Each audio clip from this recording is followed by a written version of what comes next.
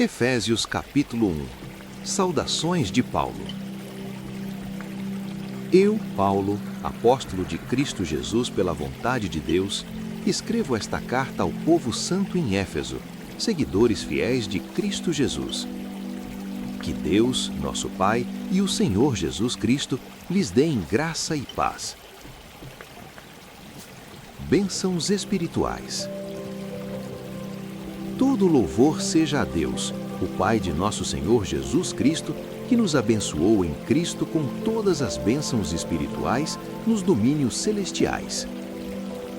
Mesmo antes de criar o mundo, Deus nos amou e nos escolheu em Cristo para sermos santos e sem culpa diante dele.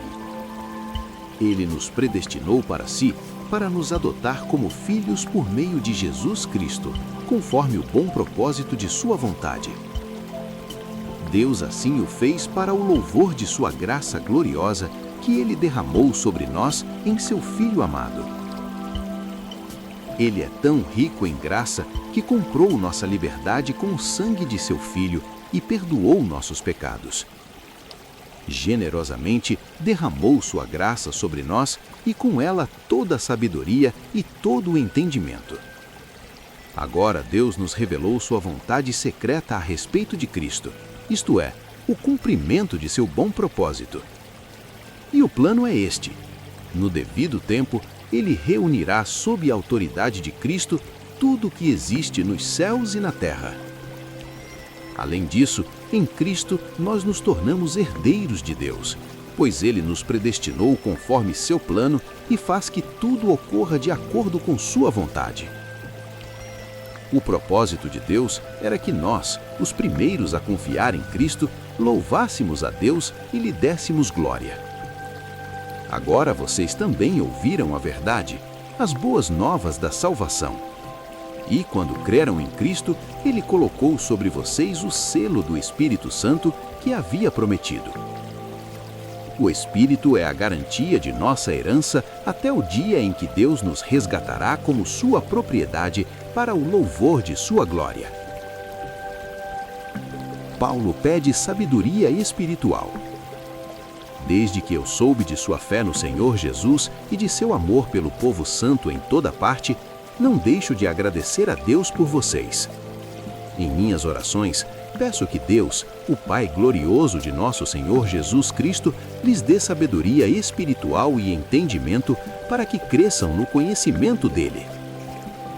Oro para que seu coração seja iluminado, a fim de que compreendam a esperança concedida àqueles que ele chamou e a rica e gloriosa herança que ele deu a seu povo santo. Também oro para que entendam a grandeza insuperável do poder de Deus para conosco, os que cremos. É o mesmo poder grandioso que ressuscitou Cristo dos mortos e o fez sentar-se no lugar de honra à direita de Deus nos domínios celestiais. Agora ele está muito acima de qualquer governante, autoridade, poder, líder ou qualquer outro nome, não apenas neste mundo, mas também no futuro. Deus submeteu todas as coisas à autoridade de Cristo e o fez cabeça de tudo para o bem da igreja. E a igreja é seu corpo. Ela é preenchida e completada por Cristo, que enche consigo mesmo todas as coisas em toda parte. Efésios capítulo 2. Nova vida com Cristo. Vocês estavam mortos por causa de sua desobediência e de seus muitos pecados, nos quais costumavam viver como o resto do mundo, obedecendo ao comandante dos poderes do mundo invisível. Ele é o Espírito que opera no coração dos que se recusam a obedecer. Todos nós vivíamos desse modo, seguindo os desejos ardentes e as inclinações de nossa natureza humana. Éramos, por natureza, merecedores da ira, como os demais. Mas Deus é tão rico em misericórdia e nos amou tanto, que, embora estivéssemos mortos por causa de nossos pecados, ele nos deu vida juntamente com Cristo. É pela graça que vocês são salvos. Pois ele nos ressuscitou com Cristo e nos fez sentar com ele nos domínios celestiais, porque agora estamos em Cristo Jesus. Portanto, nas eras futuras, Deus poderá apontar-nos como exemplos da riqueza insuperável de sua graça revelada na bondade que Ele demonstrou por nós em Cristo Jesus. Vocês são salvos pela graça, por meio da fé. Isso não vem de vocês, é uma dádiva de Deus.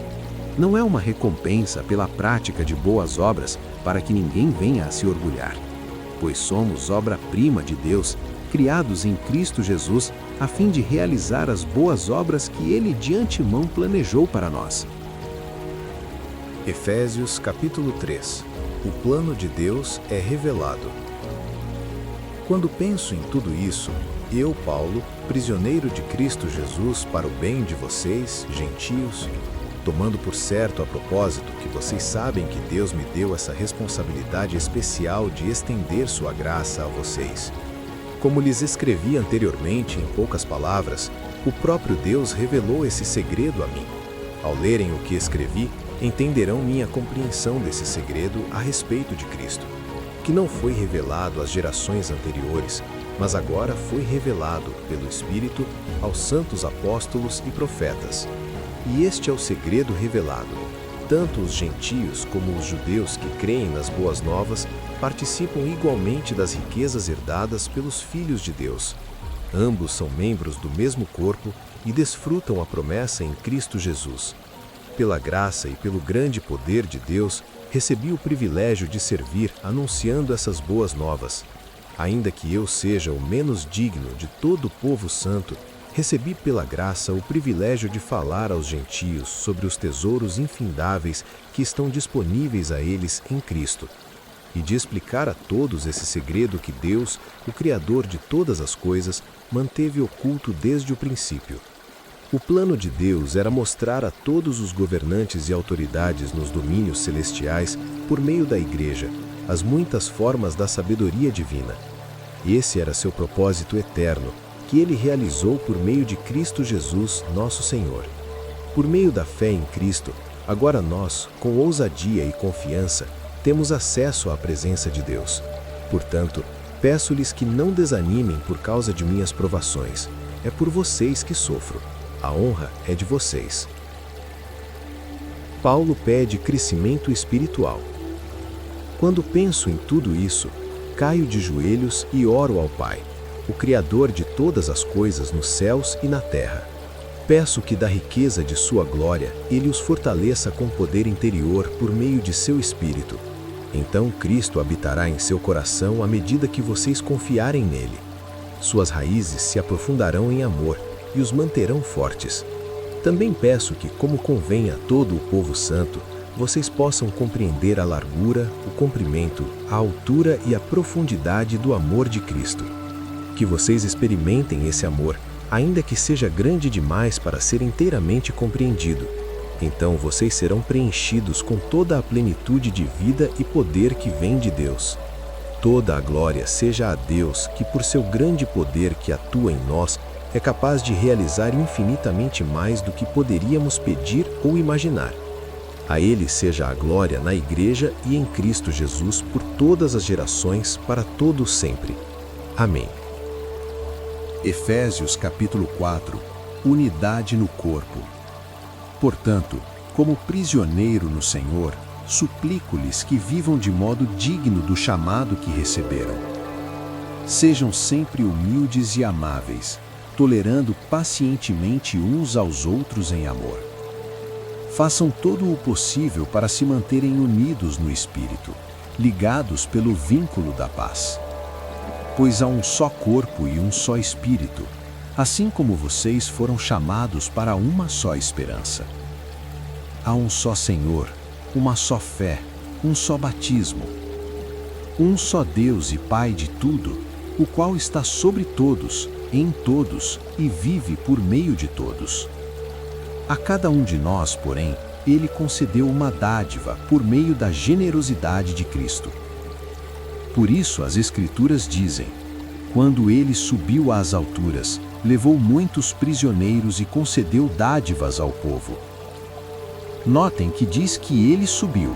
Por certo, isso significa que Cristo também desceu ao mundo inferior. E aquele que desceu é o mesmo que subiu acima de todos os céus, a fim de encher consigo mesmo todas as coisas. Ele designou alguns para apóstolos, outros para profetas, outros para evangelistas, outros para pastores e mestres.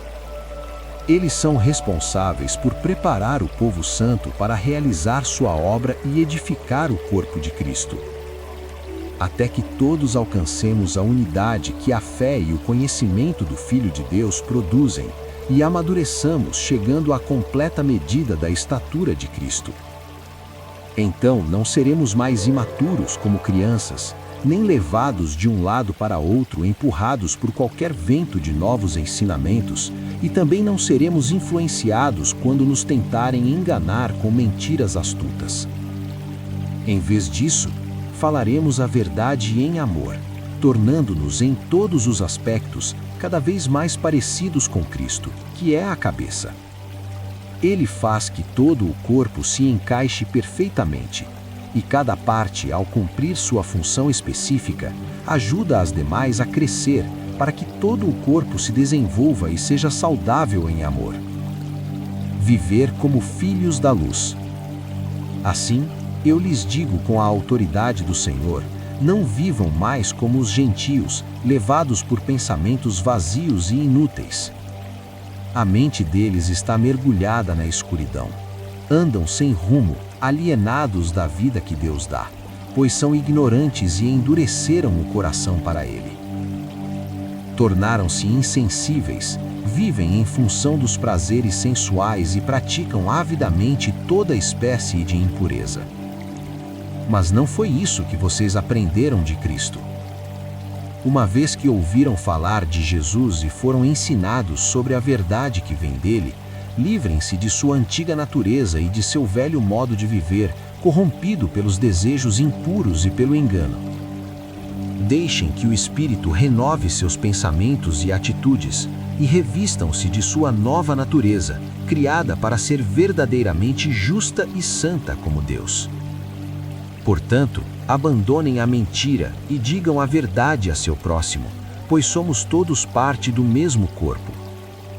E não pequem ao permitir que a ira os controle. Acalmem a ira antes que o sol se ponha, pois ela cria oportunidades para o diabo. Quem é ladrão, pare de roubar. Em vez disso, use as mãos para trabalhar com empenho e honestidade e assim ajudar generosamente os necessitados. Evitem o linguajar sujo e insultante, que todas as suas palavras sejam boas e úteis, a fim de dar ânimo àqueles que as ouvirem. Não entristeçam o Espírito Santo de Deus, o selo que Ele colocou sobre vocês para o dia em que nos resgatará como sua propriedade. Livrem-se de toda a amargura, raiva, ira, das palavras ásperas e da calúnia e de todo tipo de maldade. Em vez disso, sejam bondosos e tenham compaixão uns dos outros, perdoando-se como Deus os perdoou em Cristo. Efésios capítulo 5. Viver na luz. Portanto, como filhos amados de Deus, imitem-no em tudo que fizerem. Vivam em amor, seguindo o exemplo de Cristo, que nos amou e se entregou por nós como oferta e sacrifício de aroma agradável a Deus. Que não haja entre vocês imoralidade sexual, impureza ou ganância. Esses pecados não têm lugar no meio do povo santo. As histórias obscenas, as conversas tolas e as piadas vulgares não são para vocês. Em vez disso, sejam agradecidos a Deus. Podem estar certos de que nenhum imoral, impuro ou ganancioso, que é idólatra, herdará o reino de Cristo e de Deus.